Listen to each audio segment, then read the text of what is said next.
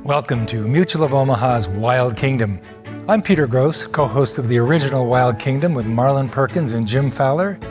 Most of us have seen movies or television shows where sharks have been portrayed as marauders who prey on unsuspecting swimmers or smaller fish in the sea.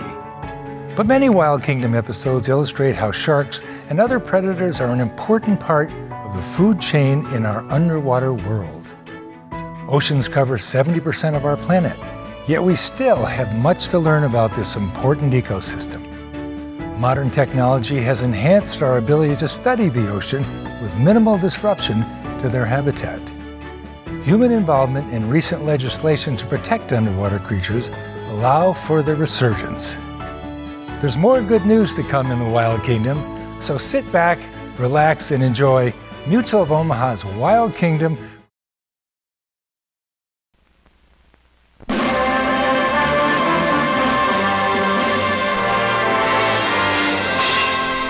Mutual of Omaha's Wild Kingdom is presented Mutual of Omaha.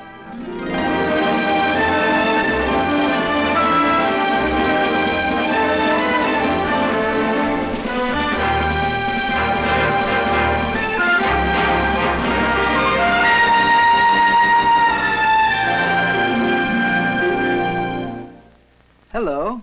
Welcome to Mutual of Omaha's Wild Kingdom. One of the most controversial animals in the world today is the porpoise, sometimes called dolphin. He's a mammal the same as we are, and of course breathes air. His ancestors once lived on land, but returned to the sea millions of years ago. Porpoises have the largest animal vocabulary known to man, and we know they communicate with each other by utilizing peculiar squeaks and clicks. These sounds are part of an amazing vocabulary that consists of over 60 words. Some scientists say that porpoises can be taught to understand sounds produced by men, and that he's an animal of great intelligence. To see how smart he is, we decided to capture one, study his progress in learning, and finally hop skip around the world and see porpoises perform almost unbelievable feats in such faraway places as Port Elizabeth in South Africa, Coolangatta in Australia, Whaler's Cove in Hawaii. It isn't easy to catch a porpoise. The people who really know how to do it are from the Seaquarium in Miami, Florida. We joined them on their especially equipped catching boat. It takes a ton of net to catch a porpoise, and it must be stowed aboard in precise pattern. Jim and I were going to carry out an underwater assignment, so I had my scuba gear with me when I met our skipper, Captain Hansen. One look at him and I knew our expedition was in the hands of a real veteran of the sea. The huge net is now loaded. And here's the plan of action. The capture boat tows along two smaller boats. When we find porpoises, one small boat swings out to head them off. The other serves as an anchor for the net, which is paid out from the big capture boat as it swings around to encircle the porpoises. The boats join up again to tie off the net and make the capture. So we put out to sea on a search that may take an hour, a day, even a week. All eyes are trained on the water for the first glimpse of a rolling porpoise fin. Morning gives way to afternoon. The subtropical sun burns hotter as the search goes on. In the blinding glare, your eyes play tricks. But no, those are porpoises. Porpoises are fast and smart, and we have to be fast to outsmart them.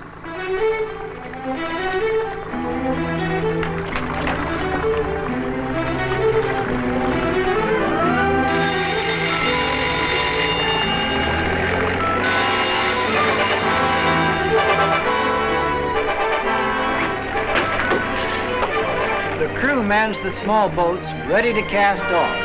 Every man knows his place and his job.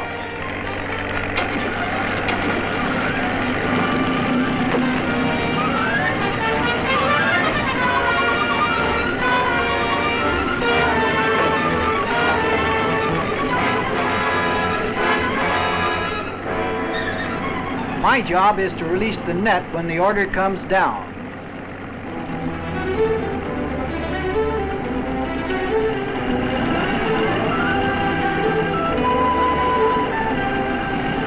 This is it.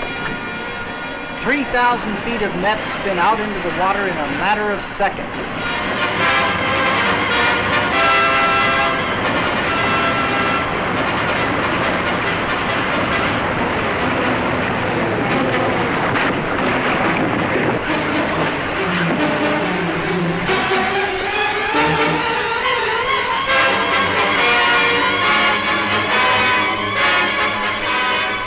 Captain Hansen's diagram comes to life as the net is strung around the porpoises from surface to ocean floor.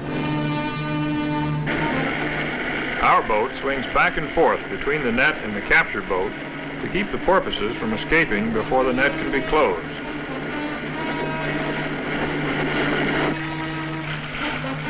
We can't tell for sure how many porpoises there are, but so far they've given no sign of knowing that a net's being drawn around them.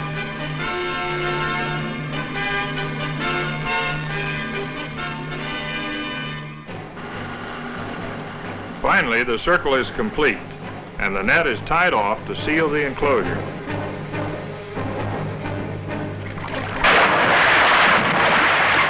Captain Hansen leaves the bridge to direct the actual capture.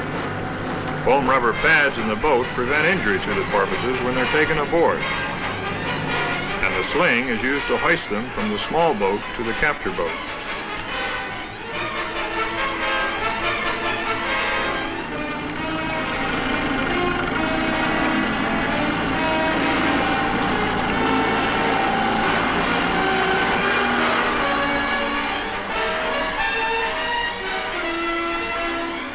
Now begins the job of pulling in the net, drawing the circle ever smaller around the porpoises.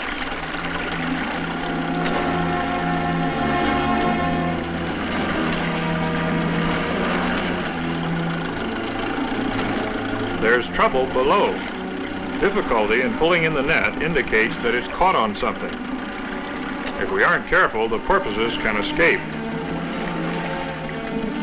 It was for just such an emergency that I had on my scuba gear.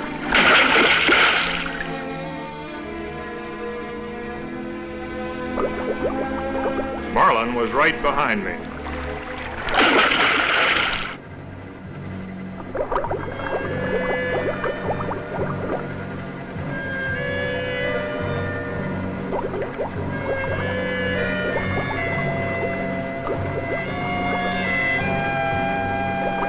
And here's the trouble. The net's caught on a coral rock.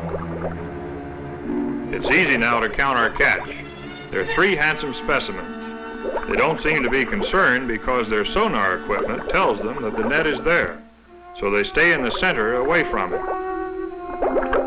They could easily jump over the top, but when they meet an obstacle, instinct drives them around it or under it, so it's important that the net touches bottom all the way around.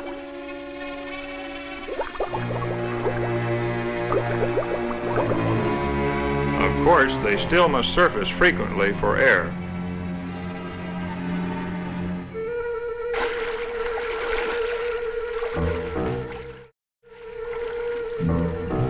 Now we can get on with the work of pulling in the net, while Jim finishes checking it. As the circle of the net grows smaller, the job grows more difficult and more ticklish.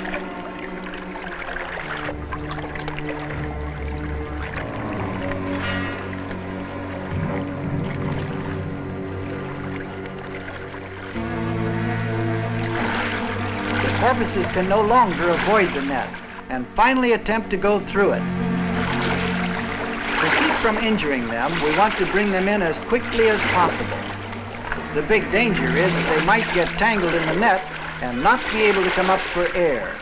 If that happens, the porpoise will drown.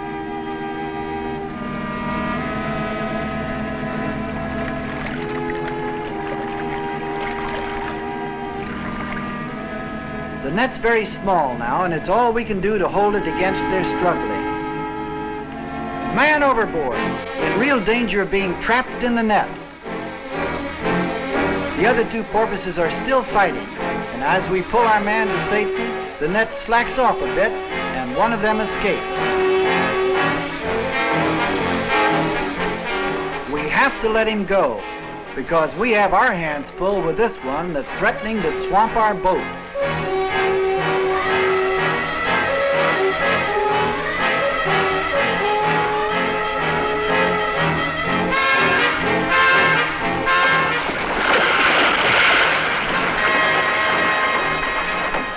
And now the final task of pulling in 500 pounds of fury.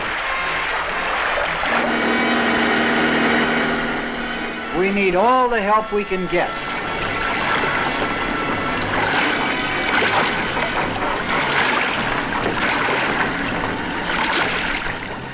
Once he's captured, the porpoise stops all fighting.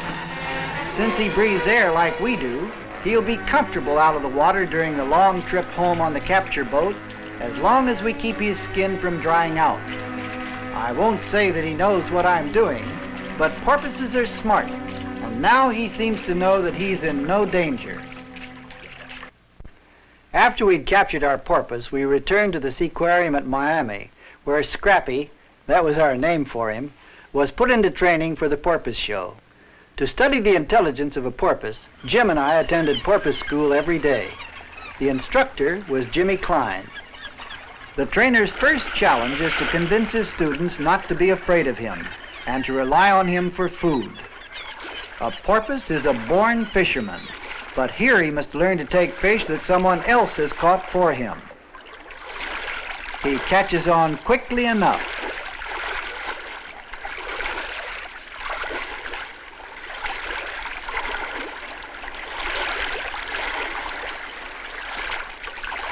Bit by bit, he's coaxed into rising farther and farther out of the water to earn his reward. Now our friend Scrappy is out for the basketball team. First, he must become familiar with the ball.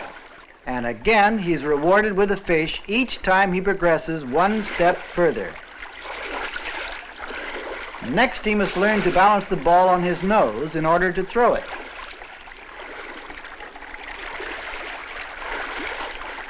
Fortunately for the trainer, a porpoise consumes about 25 pounds of fish a day, so there's no danger he'll lose his appetite.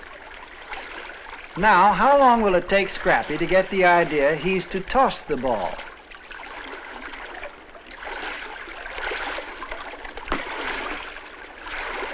Not long, and with that reward, he'll remember the lesson.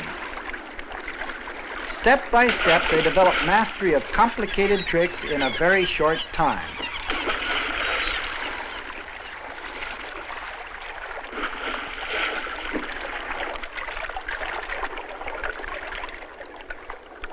There's always that reward. But in addition to the reward, once the porpoises have learned a stunt, they seem to thoroughly enjoy performing it.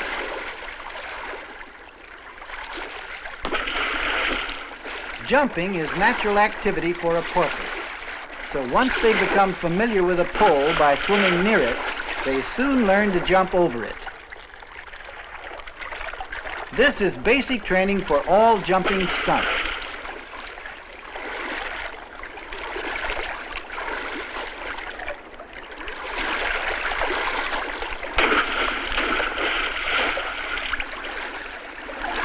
Before long, Scrappy is taking the high jump.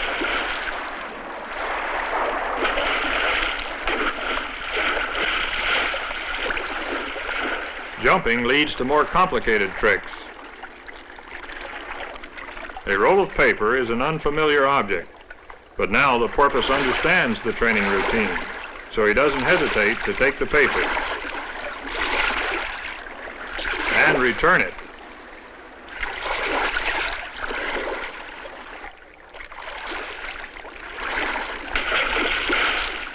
Always hungry for a reward, they're eager to earn it.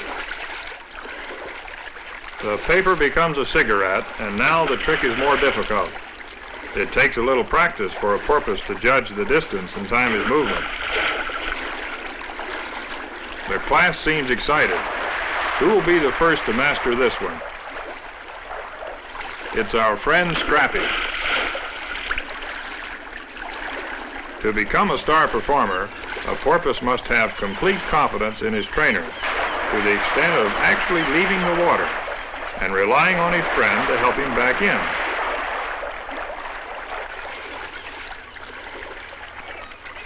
And of course his friend has to come through with a fish.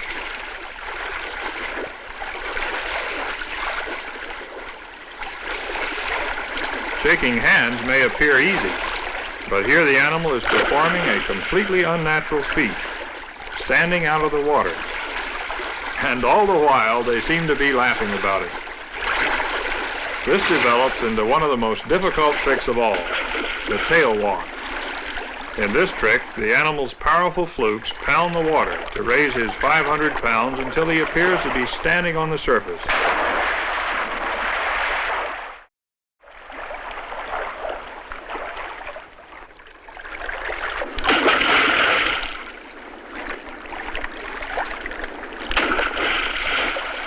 The payoff comes in the big show. Jimmy Klein blows on the conch shell, and his graduate students delight the audience here at the Miami Seaquarium with their dazzling high jumps and all the other tricks they've learned in porpoise school. Higher and higher.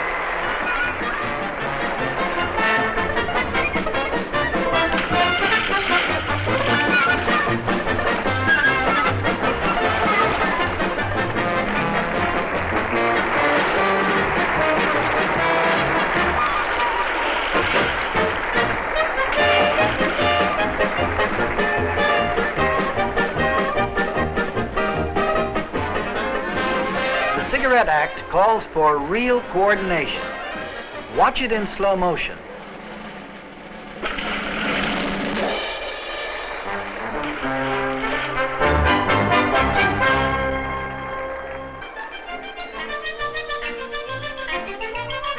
Now it's time for Scrappy to show how much he's learned.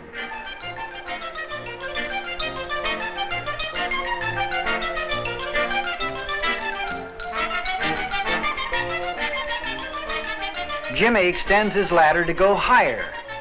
Can Scrappy jump that high? From underwater, the porpoise is called upon to spot his target and judge the distance, get up speed, and launch himself like a missile so as to delicately take a fish from his trainer's hand. Can he do it? Watch.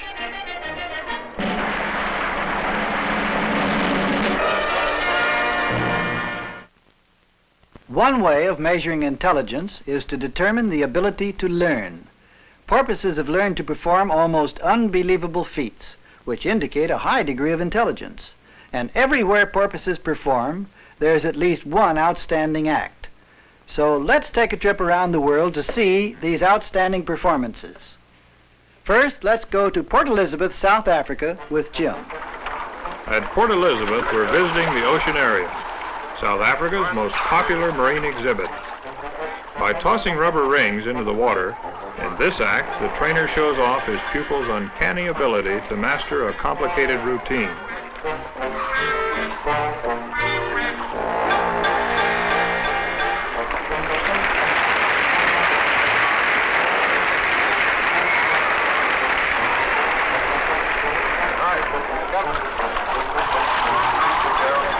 As if that weren't difficult enough, here's the same trick with dark glasses.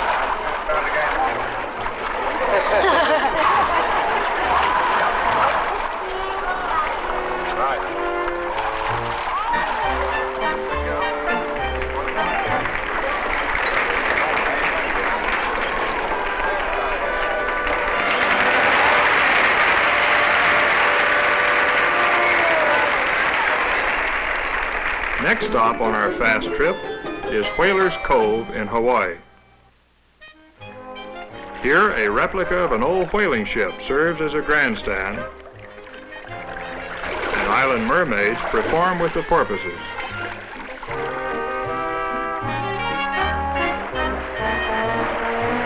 Climax of the show is the performance of the spinning porpoises. With one flip of their flukes, these great athletes leap spinning into the air, a really remarkable demonstration of aquatic acrobatics.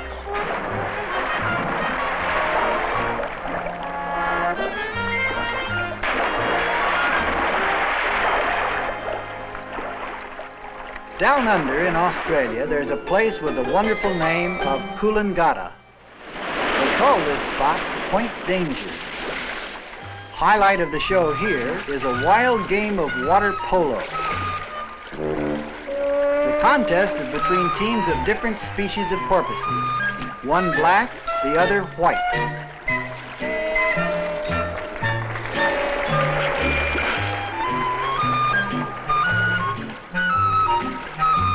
Whoops! The teamwork's a little ragged, but it doesn't matter who wins. After the game, both teams will celebrate with big fish dinner.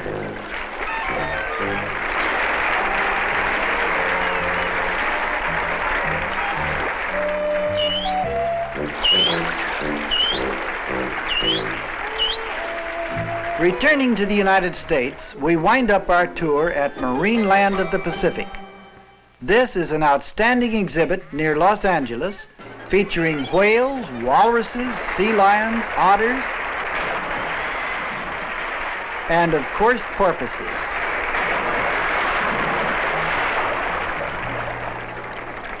The music department cuts loose with the dolphin drag.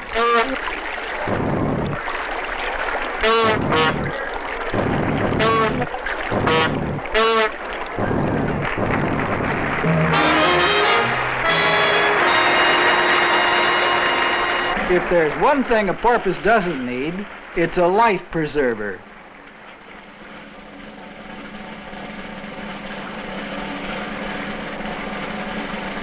Now meet Smiley in a rare exhibition of skill and courage. Another entry for the Seaside Music Festival.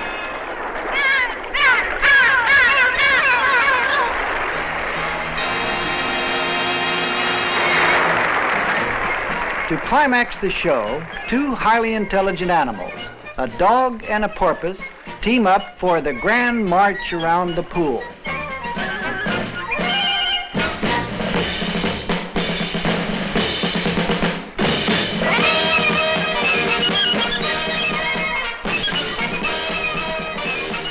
The show's over here at Marine Land of the Pacific, but around the world the show goes on, as audiences everywhere are held spellbound by the masterminds of the sea. It seems that wherever you go in the world, the porpoise enjoys great popularity. And porpoises have always been considered a friend of man. Since early times, they've followed his ships, playing and racing in the wakes of their bows. To the sailors of today, he is still a good omen, a friend of the open sea. As a result of this natural affinity with man and the ability to learn quickly, some scientists think that the porpoise ranks in intelligence with the highest primates and can be trained to communicate with us. Its intelligence and its remarkable skill at using echolocation to find its way has caused the mastermind of the sea to be the subject of worldwide research, research from which man may benefit in our own lifetime, and research which brings us ever closer to understanding the secrets that hide in the dark waters of the wild kingdom.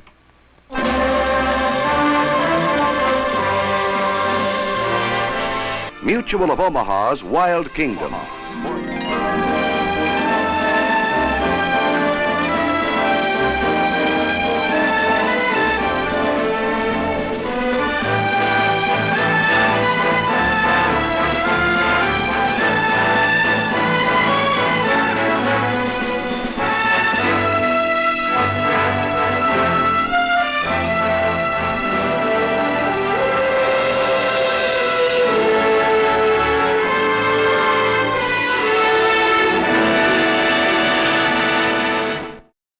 Like what you saw? Follow us on Facebook, Instagram, and YouTube for more exclusive content. And visit our website at wildkingdom.com.